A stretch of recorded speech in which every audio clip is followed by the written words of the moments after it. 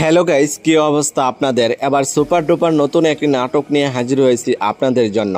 অভিনেত্রী মেহজাবিন চৌধুরী ছোট বোন মালাইকা চৌধুরী নিজের প্রথম দুটি নাটক ফারহান আহমেদ জোবান এবং ইয়াশ রোহানের সঙ্গে অভিনয় করেছেন।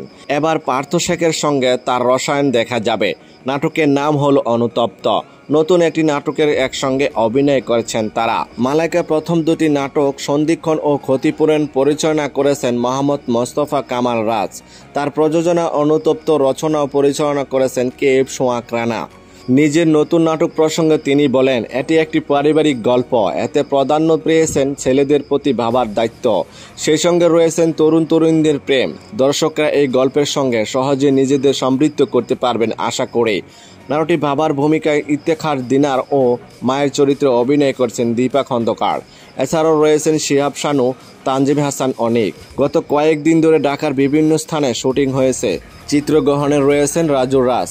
শীঘ্রই মুক্তি পেতে যাচ্ছে সিনেমাওয়ালা ইউটিউব চ্যানেলে মুক্তি পাবে অনুতপ্ত নাটকটি।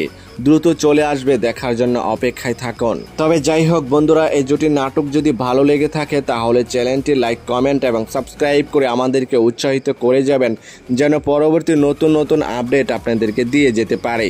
তবে আজকের মতো এখানে বিদায় নিচ্ছি। কথা হচ্ছে আগামী কোনো নতুন ভিডিওতে। ততক্ষণ পর্যন্ত ভালো থাকবেন, সুস্থ থাকবেন। ধন্যবাদ।